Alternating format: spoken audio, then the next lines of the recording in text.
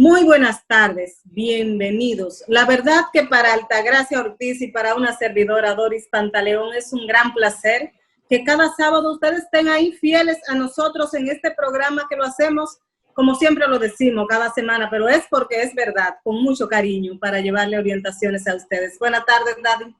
Buenas tardes, Doris, ¿cómo estás? Yo estoy bien, ¿y tú? Te veo muy bonita con esa blusa de esos colores. Así es, loca porque la vida tenga más color también, mucho Sí, color del que ya tiene, pero bueno, va a ser así tarde o temprano. sí, yo pienso que no desesperarnos porque sabemos el comportamiento de las epidemias y de las pandemias es un proceso natural, tiene primero que tocar a muchas personas, no necesariamente muertes, porque la muerte quizás es el menos porcentaje, pero tiene que tocar a muchas personas en un país para que haya una corte amplia de positivos, de infectados, de personas que ya hayan tenido contacto con el virus, haya una inmunización y podamos hacer quizá no la vida tan normal, pero un poco más normal que la tenemos ahora mismo.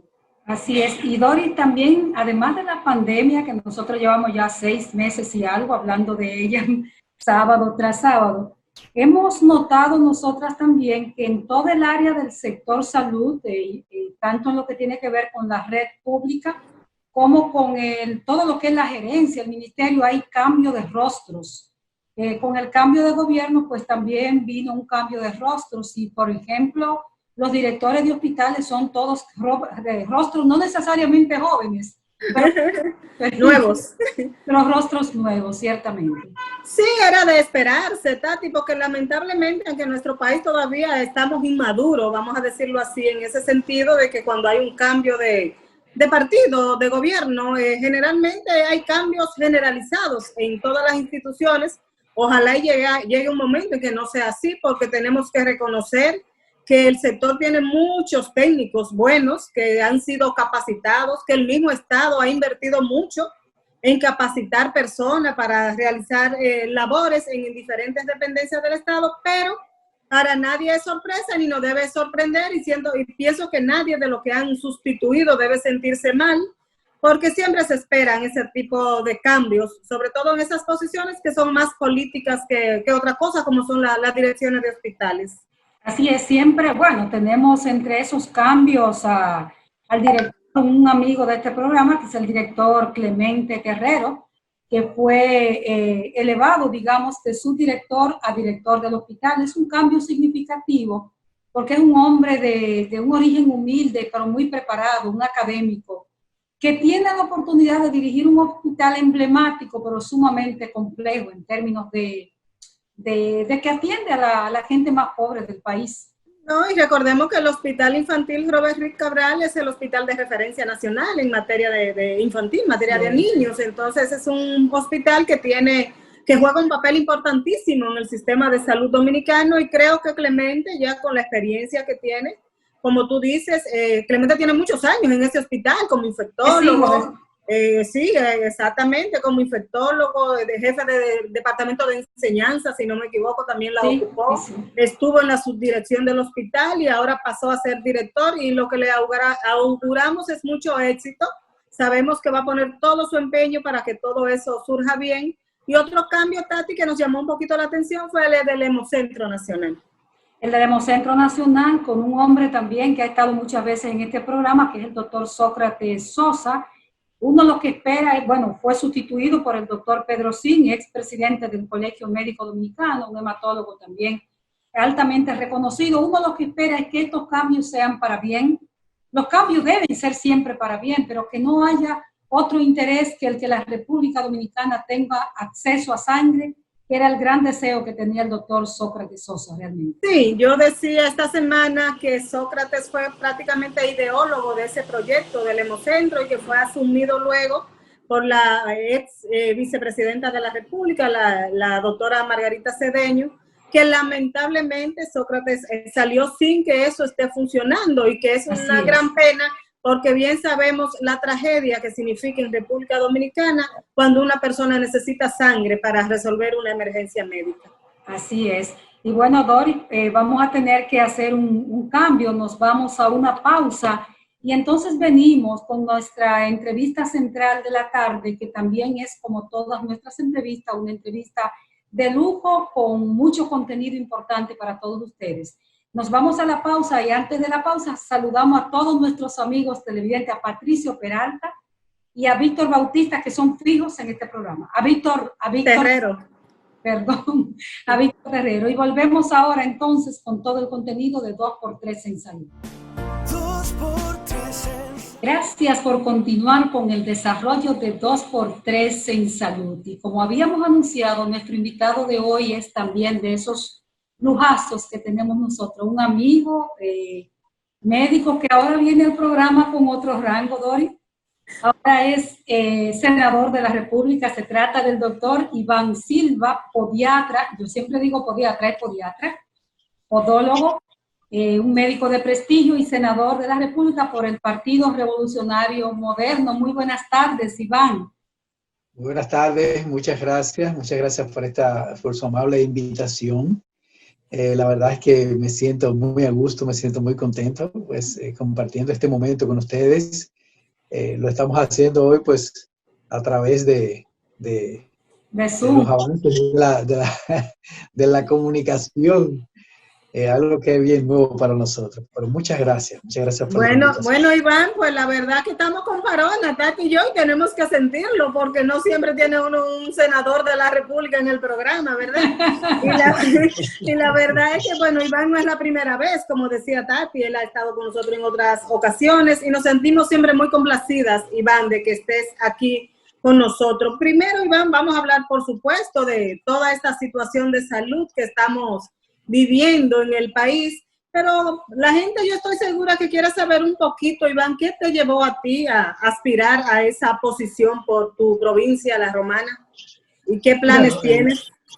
Nosotros somos, nuestra profesión de médico, pues nos obliga siempre a servir. Y el político, pues, también es algo muy, muy parecido al médico. El político tiene que tener esa vocación de servicio, esas ganas de ayudar a la gente, de estar junto a la gente cuando más lo necesita, cuando existen los problemas, enfrentar esos problemas junto a ellos y ayudarles a solucionarlos. Nosotros a través de la medicina pues hicimos una obra bastante amplia a través de nuestra fundación y creímos que utilizando también la política pues podíamos llegar a más personas y podíamos ayudar también de diferentes maneras, no solamente desde el punto de vista médico. Iván, siempre se ha dicho que la política es sucia, que no es transparente, que la gente buena no se mete a eso. ¿A ti no te dio miedo? Tú tienes una carrera, digamos, bonita, uno tiene que ir al centro donde él trabaja con esos pacientes dedicados para ver que es una carrera bonita. ¿No te dio miedo dar el paso a la política, que además fue certero, porque aspiraste la primera vez e inmediatamente? Sí, al principio me dio un poco de temor, porque siempre se quiere poner a todos los políticos, se lo quiere poner en el mismo plano. Y sí, no te lo voy a negar, me dio un poco de miedo, pero después entendí que era todo un mito. Y que sí, que hay políticos que hacen una carrera digna, que hacen una carrera honorable y que la gente los reconoce también. Iván, en el campo de la salud, ¿tienes en mente algunos proyectos que vayas a someter al Congreso Nacional dirigidos a mejorar la situación de salud, no solamente de tu provincia, porque aunque llegaste por ahí ya eres senador de todo el país, de la República, del país, que vayas a legislar a favor de algún proyecto vinculado a salud, a favor de la población dominicana? Sí, fíjate, yo como podiatra, después que vine a hacer mi especialidad de los Estados Unidos, una de las cosas que vi en nuestro país era como de manera alegre, pues se realizan amputaciones a diferentes pacientes. Y eso fue una bandera que yo tomé durante todos estos años para tratar de disminuir las amputaciones en nuestro país y cambiar ese concepto de que una amputación salva la vida de una persona, cambiarlo por salvar una pierna, es lo que verdaderamente salva la vida de una persona. Así que eso es uno de los proyectos que voy a someter ante el Senado, a ser un poco más difícil, que se tome un poco más en consideración el no realizar amputaciones, especialmente a los pacientes diabéticos, como se está haciendo hoy en día. Ese proyecto lo tenemos en carpeta, lo vamos a someter ya pronto, y yo sé que va a ser súper beneficioso para todos los dominicanos. Claro que sí, la verdad que aquí eso de las amputaciones es una alta preocupación porque se vincula muchas veces a pies diabéticos y a veces, como tú dices, a veces se hace sin tomar y analizar que detrás de esa amputación de ese miembro hay un ser humano, hay una familia y hay todo un conglomerado de personas que se afectan. Qué buen proyecto, ojalá y pueda someterlo pronto. Esos pacientes históricamente han vivido atrapados, inclusive hasta entre médicos, ¿verdad? Que los sostienen. Iván es bastante controversial también cuando ejercía de comunicador. Pacientes que están como atrapados entre si un tratamiento, si no el tratamiento, qué tipo de tratamiento. O sea, es importante entonces la legislatura en una legislación que ayude a esa población, de verdad, hasta en la parte de tratamiento. El sistema en sí, el sistema mismo de salud dominicana, cuando tú lo analizas, como lo hemos hecho nosotros durante los últimos años, hace que se realicen más amputaciones, es decir, hace que los médicos amputen.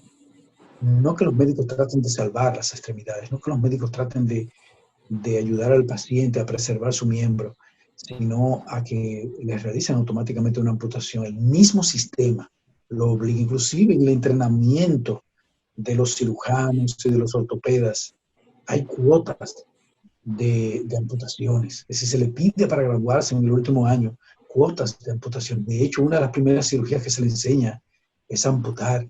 Es decir, es algo increíble. El sistema de salud, en los pagos, en las remuneraciones a los médicos, premia las amputaciones. Fíjate tú cómo es un sistema que está preparado para que el médico pues se estimule a amputar y no a salvar. Qué cosa tan terrible. Iván, en medio de esta ya vámonos a analizar la situación del país en cuanto a la pandemia de COVID que está afectando al mundo y que República Dominicana pues está también atrapada en ella. ¿Cómo tú evalúas la situación del país en este momento con relación a la epidemia de COVID?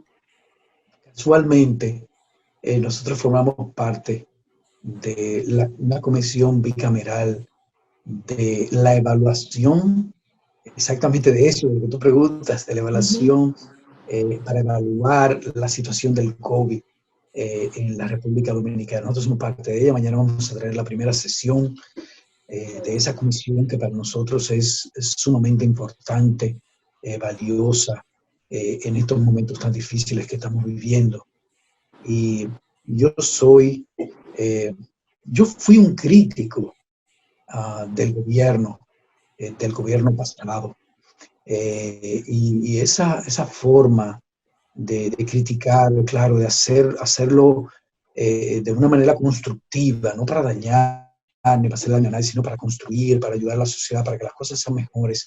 Pues esa misma actitud crítica la voy a mantener también con mi gobierno, que es el gobierno del PRM. Y en esa comisión, pues nosotros vamos a hablar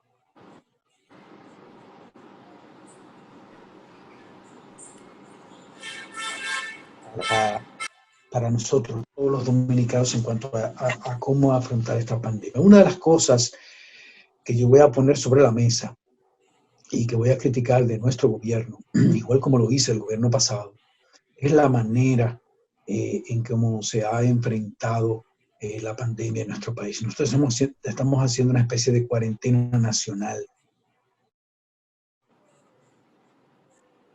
De acuerdo con las cuarentenas nacionales.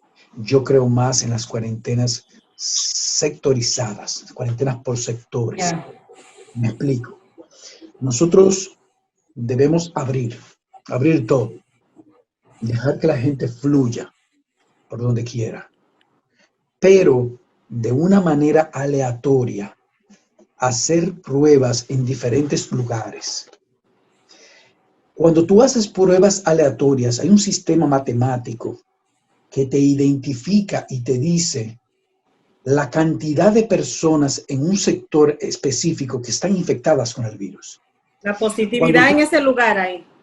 La positividad en ese lugar es mucho más efectivo si tú determinas en un lugar un porcentaje de positivos y actúas sobre ese lugar. Es decir, tienes más control cuando actúas sobre un lugar más pequeño que si tú lo tratas de hacer como lo hemos estado haciendo de una manera errónea en todo el país. Me explico.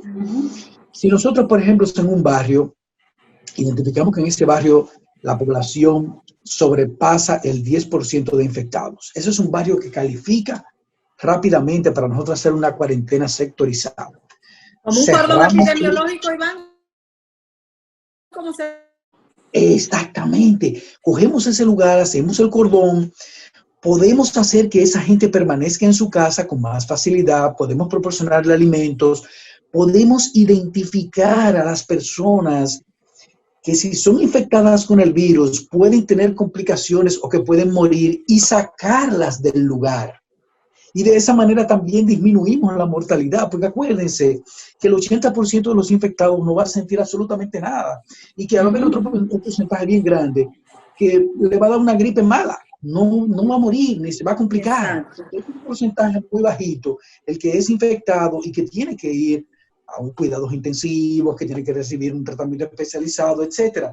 Si nosotros logramos identificar los sectores donde está la mayor cantidad de infectados, sacamos a los más susceptibles, esas personas ahí van a tener su cuarentena y se van a convertir en una barrera inmunológica humana.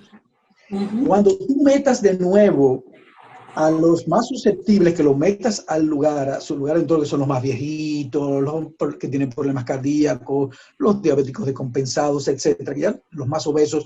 Es decir, esa persona, cuando tú vuelves y la metas ahí, tú vas a tener un grupo de personas que los va a proteger, porque ya van a tener inmunidad contra el virus. Es decir, ahí tú actúas de una manera increíble, disminuyendo la mortalidad, que es lo que nos interesa. Nosotros, ¿qué es lo que nos interesa a nosotros? Nosotros lo que nos interesa es que no mueran del virus. No es tanto que no se infecten del virus, es que no se muera la gente por la infección. Pero no solamente eso, cuando tú sectorizas, también, tú sabes que ahora en este momento hay montones de estudios que se están haciendo con medicamentos, que se están haciendo con vacunas, etcétera. Esas personas que están ahí, tú puedes también pedirles que participen en esos estudios.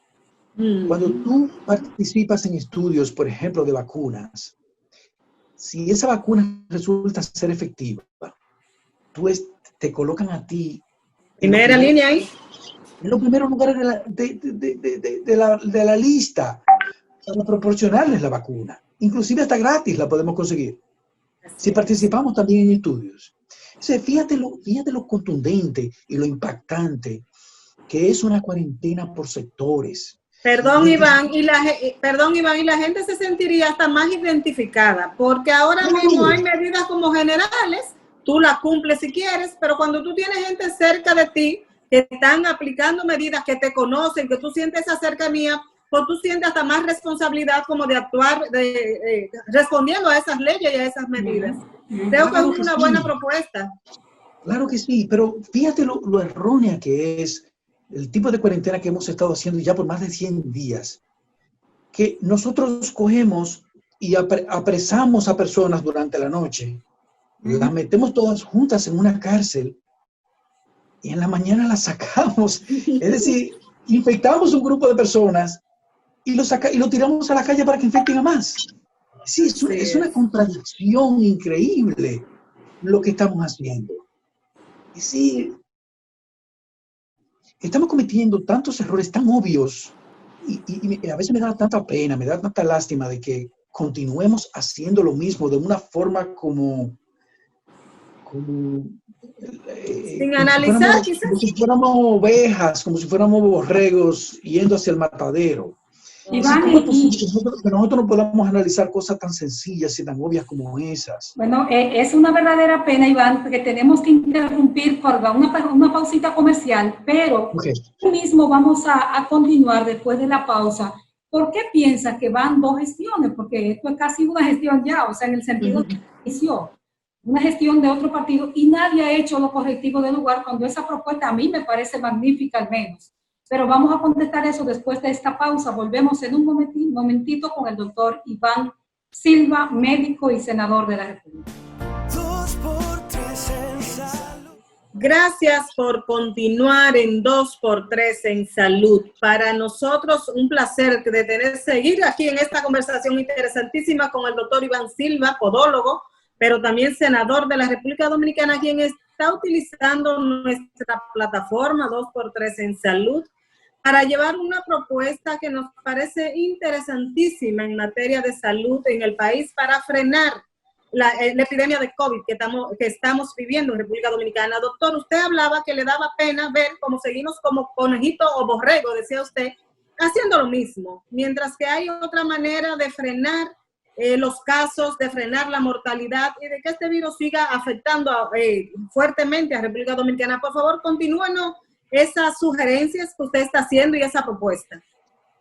Sí, mira, definitivamente, inclusive hasta los datos estadísticos que hemos utilizado, ya nos hemos dado cuenta de que no se estaban manipulando, más bien. Primero se manipularon para lograr un objetivo político, después se manipularon para provocar una especie de pánico dentro de la sociedad e impedir que la gente fuera a votar. Y hoy en día, claro, no es que nos hemos dado cuenta, es que nosotros no tenemos un sistema de salud que tenga las herramientas para enfrentar una pandemia como esta. Nosotros nunca lo hemos tenido. Y mucho menos para nosotros tener una relación estadística fidedigna, algo que nosotros podamos utilizar como una herramienta para enfrentar la pandemia. Porque las estadísticas no son para crear pánico, ni para crear miedo, ni para que la gente salga corriendo y que todo el mundo empiece a echarse. Yo veo gente echándose spray en las manos cada 5 segundos. Sí, se van a secar las manos. Hasta colegas senadores que los veo de una manera increíble echándose alcohol en las manos. Bueno, que hay mucha preocupación ahí en el Senado luego de que 2 de sus compañeros salieran positivos. Vemos que hasta cerraron un poco todo eso ahí. Hay muchísima gente infectada. Es decir, date cuenta de que todo el mundo usa mascarilla y todo el mundo se lava las manos y todo el mundo hace todo, pero como quiera hay muchísimos infectados. Es decir, que las medidas que hemos estado utilizando inclusive para evitar infectarnos con el virus no han sido las más efectivas tampoco. ¿Y por qué no han sido las más efectivas? Porque las estadísticas se utilizaron como una herramienta para crear pánico en la sociedad. No se utilizaron las estadísticas, los datos estadísticos no se utilizaron para combatir la epidemia. Y todavía, Iván, perdóname, no sabemos cómo la importancia o no se le da la importancia que tienen esos datos, como dices tú, porque si hay mucha mortalidad, entonces tú ves que se asustan y quieren cambiar las cosas para que la gente no sepa la realidad de la situación, cuando realmente es para tú medir y tomar acciones que deben servir los datos. Acciones. Mira, esos datos estadísticos fueran una herramienta poderosa para nosotros enfrentar la pandemia, si lo hiciéramos también de manera sectorizada. Todavía, por ejemplo, cuando tú sectorizas, automáticamente que ya tú identificas el 10% de los infectados. Bueno, sectorizar es lo mismo que hacíamos nosotros cuando queríamos saber en qué barrio teníamos más popularidad y en qué barrio teníamos menos popularidad. Se toman muestras y aleatoriamente, óyeme, los datos son sumamente contundentes. Y tú puedes actuar como político, es decir, pues bueno, en este barrio no me quieren, en este barrio no tengo popularidad, voy a trabajar en este barrio. Exacto. Eso mismo lo podemos hacer también con la pandemia. Es decir, nosotros podemos identificar los lugares donde hay más gente infectada, actuar de manera efectiva con esos infectados, prevenir con ellos de manera contundente para que no se siga esparciendo la enfermedad por todas partes y podemos tener mejores resultados. Pero para eso tenemos que tener datos estadísticos que nos sirvan para nosotros actuar. Si lo seguimos haciendo como lo estamos haciendo hasta ahora, que bueno, se hace una prueba en Santiago, se hace otra prueba en Ocoa y se hace otra prueba en fulano de tal, duran 5 días para reportarla, más 5 días más para llevarla al centro que analiza, que está analizando la epidemia y que después 3 días más para hacer el reporte, ya llevamos 15 o 20 días. Perdidos. Ya perdimos toda la efectividad para que una prueba, para que el resultado de una prueba sea efectivo y que nos ayude a nosotros poder combatir los casos y las infecciones. El resultado tiene que darse en menos de 3 días. No puede ser en más de 3 días. Y hay que decir, Iván y Doris, amigos televidentes, que esas mismas críticas, por ejemplo, la gestión pasada, esta gestión tiene muchas críticas también, sobre todo lo que tiene que ver con mortalidad. Y aquí hay que entender que las cifras se pueden utilizar en un sentido o en el otro. Por ejemplo, nosotros sabemos que al sector empresarial, al sector turístico le preocupa mucho que haya muertes. Y a todos nos preocupa, pero si hay muerte, hay muertes.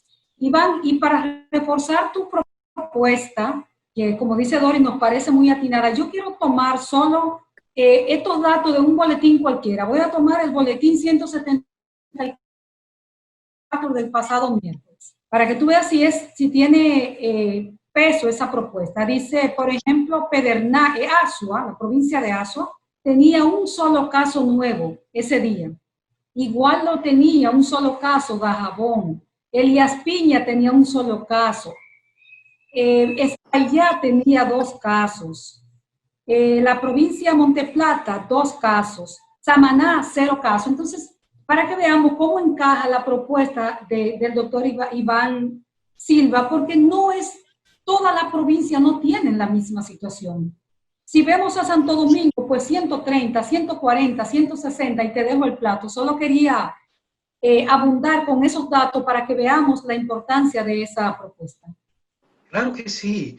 Y no es tan difícil. Nosotros tenemos las herramientas y ya tenemos la cantidad tenemos ya disponibles las pruebas para nosotros utilizarlas de una manera efectiva. Si continuamos haciendo pruebas como lo estaba haciendo el gobierno anterior, la efectividad va a ser menor y no vamos a tener los resultados que queremos a principio del año que viene.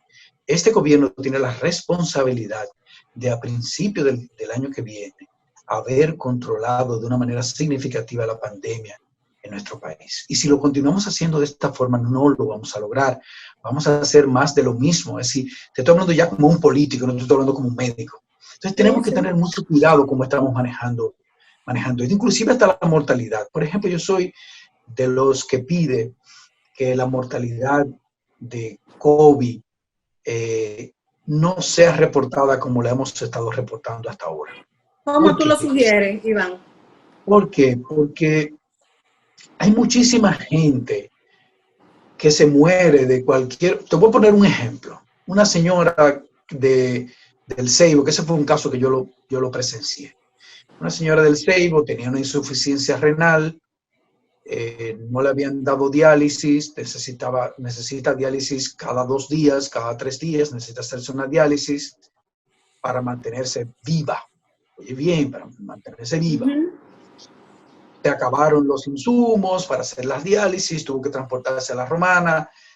Y en La Romana, cuando llega a La Romana, en la clínica le piden una prueba de COVID. Pero no hay pruebas para hacer COVID, para hacerse la prueba de COVID. Y pasa así una semana y la señora muere. Cuando le hacen la prueba del COVID, está positiva. ¿Y cómo se reportó esa señora? Se reportó como muerta, pero no murió de COVID. Murió porque no se le dieron los servicios de diálisis por la insuficiencia renal que ella tenía. Y así hay montones de casos. Entonces los casos deben reportarse. Si dio positivo al COVID, ok, ponerlo positivo al COVID, pero también tenemos que poner las otras enfermedades que la persona sufría para nosotros tener una idea de si verdaderamente murió de COVID o murió de otra cosa. Hay gente, por ejemplo, que se ha muerto de una apendicitis porque no le hacen la cirugía hasta que no le hagan la prueba del COVID. Sí. Y lo dejan morir de la apendicitis porque el resultado de la prueba de COVID todavía no está. ¿Cuántas veces no ha sucedido eso en esta pandemia? Miles de veces ha sucedido eso en esta pandemia. Muchas veces. Iván, entonces, ni siquiera los reportes de mortalidad son fidedignos, no nos están ayudando porque no son reales los reportes de mortalidad, ni tampoco los reportes de los casos porque son muy tardíos. Es decir, nosotros tenemos que ajustar esas cosas. Los datos estadísticos no son para crear un pánico y para crear un sensacionalismo. También los periodistas tienen mucha culpa de eso. No te escuchamos, Iván. Okay. Y utilizan todos esos números para crear un estímulo y para hacer que su página se vea más o que su periódico se lea más o lo que sea. ¿Tú entiendes? Tenemos que tener mucho cuidado con eso.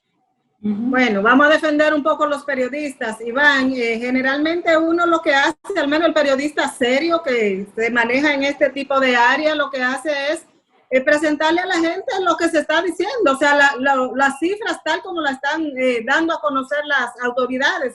Pero estoy totalmente de acuerdo contigo de que no son para manejarse.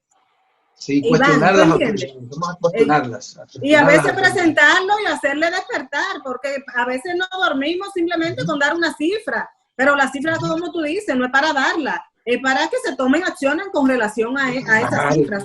Iván, exactamente, ¿dónde tú propones que se empiece en este momento con ese plan que tú has planteado? Yo voy a proponerlo humildemente, lo voy a proponer que se haga en La Romana. Empezando por ahí. Mañana en la comisión. Dije, no es por nada, pero tú piensas que está en La Romana. Yo me gustaría que lo comenzáramos en La Romana, el plan, que lo hiciéramos exactamente como hacíamos, las estadísticas, que el gobierno nos proporcione una cantidad específica de pruebas, que nos den las raciones de alimento para nosotros cuando hagamos las cuarentenas sectorizadas, poderle dar alimento a la gente, que la gente no tenga que salir de su casa. Ustedes, miren, señores, eso es increíble, el control que nosotros vamos a tener si lo hacemos sectorizado. Que nos proporcione también un lugar de las personas más susceptibles que puedan morir infectadas por el COVID, que nosotros podamos llevarla a ese sitio y poderlas aislar para que no se infecten por el COVID. ¿Y el toque de queda, Iván? ¿Dónde queda en ese plan que tú propones? Lamentablemente, se va a tener que continuar porque ya se aprobó por 45 días, pero ustedes van seguro que si se sectorizamos en La Romana, de seguro las estadísticas nuestras van a ser mucho más fidedignas, de seguro que van a haber menos infectados dentro de unos 45, 50 días, van a haber muchas menos personas infectadas.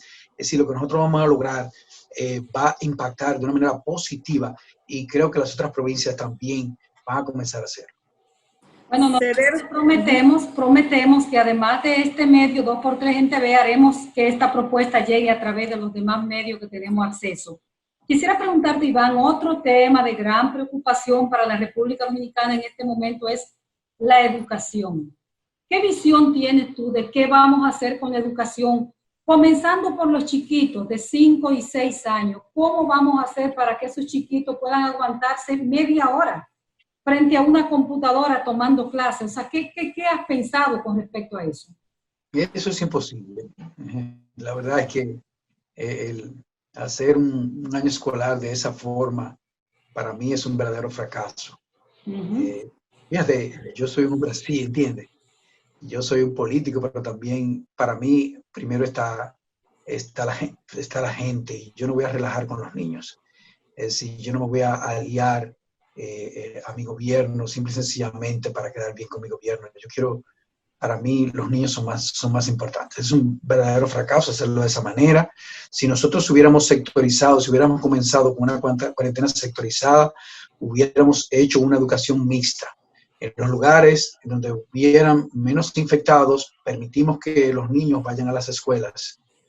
En los lugares donde hay más infectados, sectorizamos y damos clases virtuales o inclusive podríamos utilizar otro tipo de metodología para dar clases a esos niños hasta que pasen sus 25 días o sus 30 días de aislamiento. Volvemos, hacemos pruebas de nuevo y vemos cómo ha bajado la cantidad de infectados y le permitimos a los niños ir a las escuelas dependiendo de la cantidad de infectados que hayan en el barrio donde ellos viven. Si nosotros pudimos haber hecho un año escolar de una manera, si hubiésemos sectorizado, lo hubiésemos hecho de manera mixta, es decir, algunos iban a quedar en sus casas y íbamos a tratar de enseñarle a través de la computadora o la televisión, pero otros iban a tener la oportunidad de ir a las escuelas sin un mayor riesgo. Iván, vamos a pedirte un permiso. Sí, vamos a pedirte un permisito, nos vamos a ir a una pausa y seguimos contigo para ir afinando un poquito toda esa propuesta, tanto en el área de salud como en el manejo del área educativa. Regresamos en un momentito. Continuamos esta conversación, ya el último segmento, con el doctor Iván Silva, quien nos ha hecho una propuesta que es verdad que uno no descubre el agua tibia ni nada de eso, pero en el contexto nacional es muy importante. Y hablábamos de la preocupación por el año escolar, esta virtualidad, esta conectividad que no es tal en la República Dominicana, que no es generalizada. ¿Cómo, para continuar la idea, Iván, cómo seguir, cómo podría desarrollarse este año escolar que está previsto para el 2 de noviembre próximo? Mira, ya cometimos el error de hacerla de 45 días hasta las 7 de la noche, algo que yo considero que no nos ha funcionado en los últimos 100 y pico de días que lo hemos hecho. ¿Y por qué va a funcionar ahora? No va a funcionar. Mi propuesta es bien clara, que comencemos a sectorizar las cuarentenas, hacerlas más rígidas, pero de manera sectorizada. Inclusive con respecto a los niños y la visita a las escuelas, a medida que vayamos sectorizando, podríamos también permitir que algunos niños vayan a las escuelas, dependiendo del sector donde ellos vivan. Cuando se cumplan los 45 días, levantar esa absurda cuarentena, levantarla y sectorizar de manera efectiva, con pruebas, con comida. Tenemos que proporcionarle comida, tenemos que proporcionarle una situación idónea a la gente para que se quede en su casa. Nosotros ahora mismo no tenemos ningún plan para que la gente se quede en su casa. Señores, la gente sale como quiera, la gente se va de vacaciones, la gente se va a la playa, la gente hace lo que le da la gana. ¿Por qué? Porque no hay condiciones para que la gente se quede en su casa. Nunca existieron esas condiciones. Si nosotros sectorizamos, podemos proporcionar ese ambiente para que la gente se quede en su casa y de una manera más efectiva contener la pandemia. Nosotros no vamos a eliminar el virus. Nosotros estamos lejos de descubrir la vacuna, señores. Miren cómo ustedes han visto ahora los fracasos de muchísimas vacunas. Se están la de Oxford, por ejemplo. La vacuna de AstraZeneca, por ejemplo, que se creía que iba a ser, que ya que hasta se pagaron unos cuartos, parece. ¿Tú quieres que te hable un poquito de la vacunación? Estamos utilizando vacunas de RNA mensajero y estamos utilizando vacunas que van dentro de un virus. Es decir, nosotros cogemos, tú sabes que el virus tiene como una cápsula que tiene unas pullitas, que nosotros le llamamos spikes. Los científicos cogen esas pullitas, ese spike, que es una proteína, y la meten dentro de un virus y eso te lo inyectan a ti. Por eso tú has visto que hay personas que le han puesto la vacuna y se han muerto. No saben por qué. ¿Por qué han muerto? Además de que la que es de RNA mensajero produce una reacción antígeno-anticuerpo y puede dañar el riñón de la persona. Por eso es que estas cosas no se pueden hacer como si esto fuera caña para el ingenio. A la carrera, como se está queriendo presentar ahora, la vacuna, que es ver quién la saca primero. Pero siempre se mete por esto, ¿eh? Claro, claro. Es decir, han creado este pánico y este terror tan grande han lanzado y han sobrepasado los límites de tiempo para experimentar con cada una de las vacunas. Han empezado a hacer anuncios y a venderla, inclusive a venderla, porque ya está así, simplemente por dinero, sin saber nada, sin saber absolutamente nada. Exacto. Entonces, señores, nosotros muy probablemente no vamos a tener la vacuna. Lo único que nos queda es de una manera efectiva contener la pandemia. Iván, en cuanto a inversión, en cuanto a recursos económicos, si lo hacemos de esa manera sectorizada, como tú estás proponiendo, ¿Sale más barato? ¿se gasta menos que a nivel general? Pero 1000 veces menos. El país continúa trabajando. Tú vas a sectorizar, tú vas a cerrar por sectores, tú vas a paralizar sectores, no es lo mismo que tú paralizar el país entero. Y si tú lo haces de manera efectiva, señor, en 25 días ya tú tienes lugares libres de virus, que ya tú sabes que está libre de virus. ¿Qué lugar tú puedes decirme ahora mismo que está libre de gente infectada? No, imposible. El Senado de la República está lleno de gente infectada. Lleno de gente infectada. El Senado de la República, señores. ¿Por qué que no hemos hecho nada para contener la pandemia?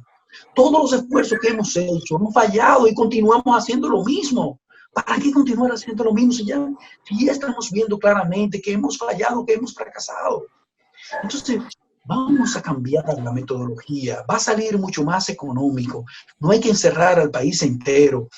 Se va a respetar más. La cuarentena sectorizada se respeta más. La gente toma más conciencia. Cuando tú lo sectorices, cuando tú le garantizas a ellos que en 25 días en su barrio ya no va a haber nadie infectado con el virus, ¿tú crees que tú no te vas a quedar en tu casa y te van a dar tu comida y te van a garantizar que si no vas a trabajar, por lo menos tu quincena te la van a pagar? Sale más barato también. Eso te iba a preguntar, con esas personas de ese sector, ¿verdad? Ya que está acordonado, pero quiere salir a trabajar, ¿qué se hace con esa persona entonces? No, que no vayan a trabajar y el gobierno que le garantice por lo menos la mitad de su quincena.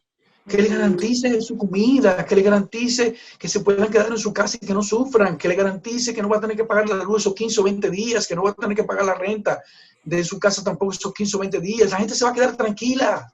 Quizás se hubiesen perdido menos empleos si se hubiese hecho así. Claro, estuvieran funcionando las empresas, tal vez estuvieran funcionando un 40 o un 50%, pero ahora ¿cómo están funcionando? Iván, pero tú no percibes también que hay una gran presión por parte de los sectores económicos que sienten que el año próximo, el 2021, habrá una gran recesión, una gran situación económica. Y da la impresión como que tanto el gobierno pasado como este comienzan a coger la presión ya de esos sectores empresariales. Sí, claro que sí, claro que esta situación va a impactar de manera económica al mundo entero. Claro que sí, vamos a sufrir. Van a suceder cosas que nadie hubiese querido que ocurrieran desde el punto de vista económico, desde el punto de vista social, de todos los puntos de vista. Esto nos ha maltratado de una manera. Yo mismo te puedo decir que a veces yo siento una angustia tan grande de la forma que he vivido estos últimos 7 u 8 meses, de la forma que nosotros estamos viviendo con esta situación.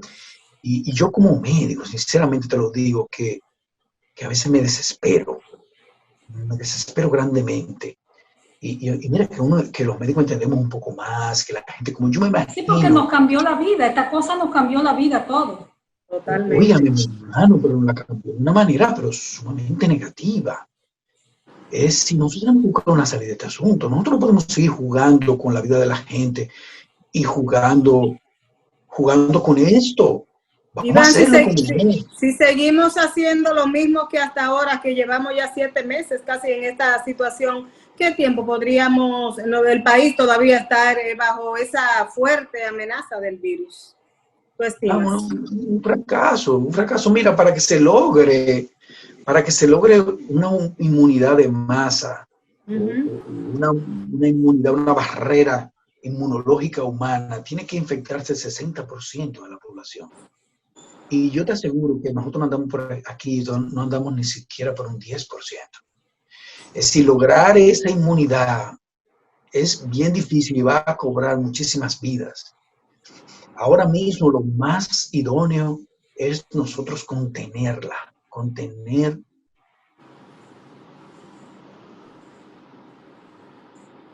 hacerlo con un poquito más de responsabilidad, hacerlo utilizar más técnica. No tenemos que afectar de la manera que le estamos afectando nuestra economía. Vamos a sectorizar, esa es mi propuesta. Creo en ella. Si la hacemos como es, vamos a tener mejores resultados. Yo no te digo que vamos a eliminar el virus de la República Dominicana, porque eso es mentira. No lo vamos a eliminar el virus. Pero vamos a contener de una manera más efectiva la pandemia, vamos a disminuir la mortalidad y vamos a disminuir también los números de casos infectados. Bueno, yo no sé, yo pienso que esto es para hacerle caso. Uno no sabe en qué. Yo no sé si, Iván, si hacer llegar esa propuesta formal o medio de comunicación a las autoridades, porque a veces hay cosas que no son muy simpáticas políticamente, pero que por eso no impactan. No son simpáticas a nivel de política, pues no las argumentan, pero ojalá que esta propuesta tenga acogida, porque en lo particular a nosotros nos gusta. Gracias, muchas gracias, de verdad. Pero yo pienso que estamos en la parte final del programa, así que a nosotros nos queda agradecerle a Iván y haberse tomado su tiempo. No se fue para la Romana y se quedó con nosotros. Me quedé. Sí. Bueno, pues gracias a ustedes. Gracias, Iván. Gracias a ustedes por darme esta gran oportunidad que me han dado hoy, pues, de exponer todo esto al país. Lo voy a hacer mañana, les prometo que lo voy a hacer mañana en la comisión de evaluación de la situación del COVID, que se creó una comisión bicameral. Lo voy a hacer mañana de una manera responsable, también a través de la comisión, y espero pues que nuestro gobierno pues nos escuche y que nos dé esta oportunidad de nosotros hacer este plan. Y si la quieren dar, que nos la den, que nos permitan hacerlo en nuestra provincia. Bueno, muchas gracias al doctor Iván Silva. Muchas gracias al doctor Iván Silva, gracias a todo nuestro equipo, gracias Doris y muchas gracias. Nos vemos entonces la próxima semana. Doctor, buen viaje para Romana. Gracias. Gracias. Bye.